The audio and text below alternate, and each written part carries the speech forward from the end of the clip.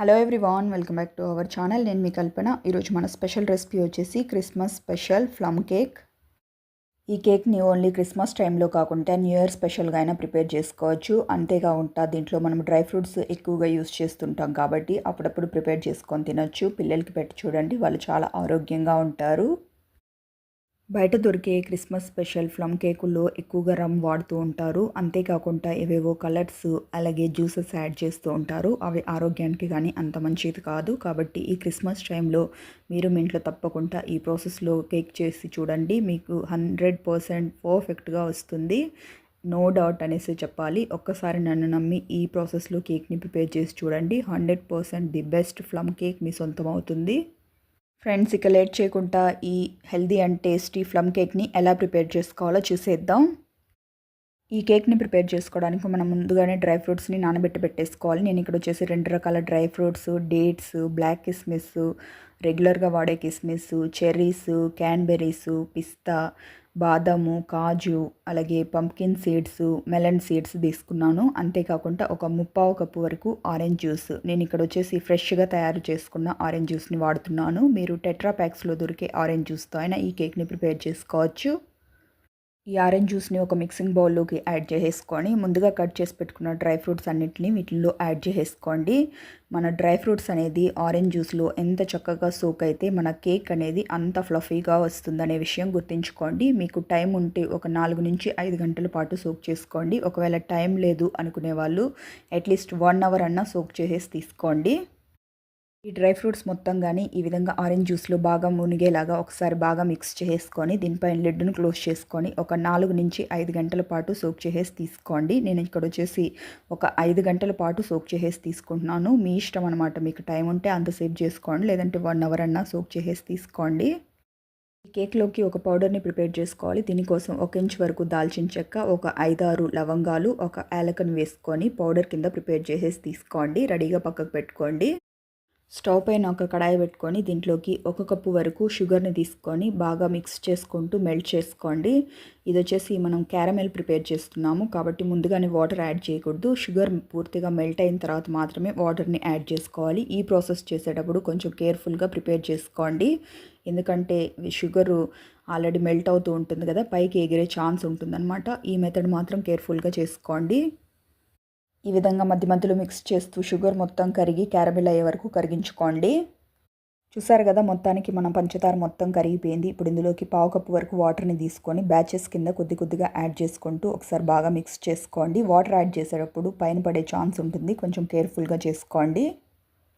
దీన్ని ఒకసారి బాగా మిక్స్ చేసుకొని స్టవ్ ఆఫ్ చేసుకొని రెడీగా పక్కకు పెట్టుకోండి. ఇది వచ్చేసి చల్లారక ముందే మన రెసిపీలో యూస్ చేసుకోవాలన్నమాట. చల్లారిన తర్వాత గట్టిగా అయిపోయే ఛాన్స్ ఉంటుంది.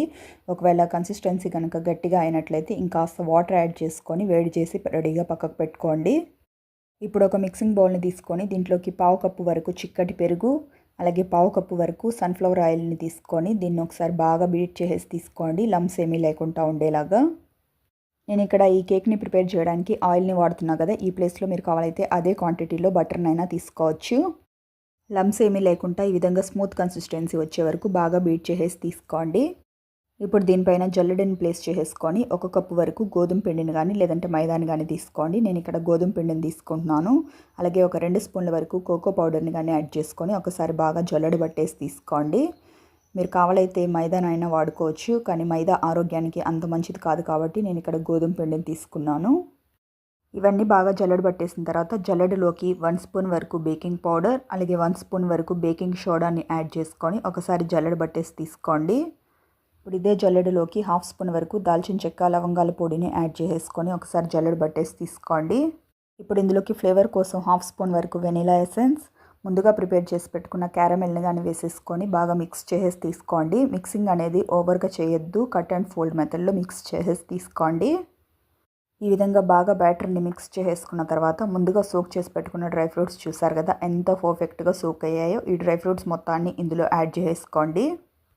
ఇప్పుడు ఈ బ్యాటర్ని కట్ అండ్ ఫోల్డ్ మెథడ్లో మిక్స్ చేసేసి తీసుకోండి. మనం తీసుకున్న ఆరెంజ్ జ్యూస్తో ఈ బ్యాటర్ అనేది కన్సిస్టెన్సీ కరెక్ట్గా సరిపోతుంది. ఒకవేళ కన్సిస్టెన్సీ తిక్కుగా కనుక ఉన్నట్లయితే కొద్దిగా పాలని యాడ్ చేసుకొని కన్సిస్టెన్సీని అడ్జస్ట్ చేసేసి తీసుకోండి. మనకు వచ్చేసి ఎప్పుడైనా సరే కేక్స్ని ప్రిపేర్ చేసుకోవడానికి బ్యాటర్ అనేది రిబ్బన్ కన్సిస్టెన్సీలో ఉండాలి. చూసారు కదా కన్సిస్టెన్సీ అనేది ఎంతో పర్ఫెక్ట్గా వచ్చిందో. ఈ విధంగా రిబ్బన్ లాగా సాగుతూ ఉండాలి. మనం వేసుకున్నప్పుడు ఈ కన్సిస్టెన్సీలో ఉన్నట్లయితేనే కేక్ అనేది పర్ఫెక్ట్గా స్పాంజీగా వస్తుంది. ఇలా ప్రిపేర్ చేసి పెట్టుకున్న ఈ బ్యాటర్ని కాసేపు పక్కన పెట్టేసి కేక్ టిన్ పైన బటర్ పేపర్ని ప్లేస్ చేసుకొని ఆయిల్తో గ్రీస్ చేసేసి తీసుకోండి. మీ దగ్గర బటర్ పేపర్ లేనట్లయితే ఆయిల్తో ఒకసారి టిన్నుని గ్రీస్ చేసుకొని పైన కొద్దిగా మైదాతో డస్టింగ్ చేసేసి అయినా తీసుకోవచ్చు. అట్లాగని కేక్స్ అనేవి అంటుకోకుండా ఈజీగా ఊడొస్తాయి. ఈ విధంగా రెడీ చేసుకున్న ఈ కేక్ టిన్లోకి ముందుగా ప్రిపేర్ చేసి పెట్టుకున్న బ్యాటర్ మొత్తాన్ని వేసేసుకోండి. ఈ బ్యాటర్ మొత్తం వేసేసుకున్న తర్వాత 2 నుంచి 3 సార్లు ఈ విధంగా ట్యాప్ చేసేసి తీసుకోండి. ఈ విధంగా చేయడం వల్ల దీంట్లో ఎయిర్ క్యాప్స్ ఏమైనా ఉంటే ఫిల్ అయిపోతాయి. నేను ఇక్కడ ముందుగానే అవెన్ని 180 డిగ్రీస్ దగ్గర 10 మినిట్స్ పాటు ప్రీహీట్ చేసి పెట్టుకున్నాను. దీంట్లోకి ఇప్పుడు కేక్ టిన్ని ప్లేస్ చేసుకుందాం. ఇలా కేక్ టిన్ని ప్లేస్ చేసుకున్న తర్వాత 30 మినిట్స్ పాటు మనము కింద కేక్ని పెట్టుకున్నాం కాబట్టి కిందకి ఏ మార్క్ అయితే ఉందో అక్కడికి సెట్ చేసుకోవాలి. అలాగే 180 డిగ్రీస్ పెట్టుకోవాలి. 180 డిగ్రీస్ దగ్గరే కేక్స్ అనేవి పర్ఫెక్ట్గా బేక్ అవుతాయి. ఒక 20 మినిట్స్ పాటు బేక్ చేసేసుకున్న తర్వాత కేక్ పైన మనము డ్రై ఫ్రూట్స్తో డెకరేట్ చేసేసి తీసుకుందాం. ముందుగా కనుక వేసుకున్నట్లయితే డ్రై ఫ్రూట్స్ అన్నీ కానీ లోపలికి వెళ్ళిపోతాయి. కాబట్టి నేను 20 మినిట్స్ పాటు బేక్ చేసుకున్న తర్వాత చూస్తున్నాను. ఇది వచ్చేసి ఆల్మోస్ట్ బేక్ అయిపోయిన స్టేజ్ అనమాట. ఇంకొక 10 మినిట్స్ ఉంటే సరిపోతుంది. ఈ స్టేజ్లో ఉన్నప్పుడు మీకు నచ్చిన డ్రై ఫ్రూట్స్తో పైనుంచి డెకరేట్ చేసేసి తీసుకోండి. ఇప్పుడు ఫైనల్గా దీనిపైనుంచి కొద్దిగా టూటీ ఫ్రూటీతో కానీ గార్నిష్ చేసేసి తీసుకోండి. ఇది వచ్చేసి మీ ఇష్టం అనమాట. మీకు కావాలైతే వేసుకోవచ్చు, లేదంటే స్కిప్ కానీ చేయొచ్చు. ఆల్రెడీ మనం డ్రై ఫ్రూట్స్ ఎక్కువ యూస్ చేసాం కదా, నేను కాస్త కలర్ఫుల్గా కనబడుతుంది అన్నట్టు వేసుకున్నాను. ఇంకొక 10 మినిట్స్ పాటు బేక్ చేసేసి తీసుకుందాం. ఇంకొక 10 మినిట్స్ తర్వాత చూసుకున్నట్లయితే టూత్పిక్తో ఒకసారి గుచ్చి చూసుకుందాం. టూత్పిక్ లోపల వరకు పంపించి చూడండి. ఒకవేళ పచ్చిగా ఉన్నట్లయితే ఇంకొక 5 నుంచి 10 నిమిషాల పాటు బేక్ చేసేసి తీసుకోవాలి.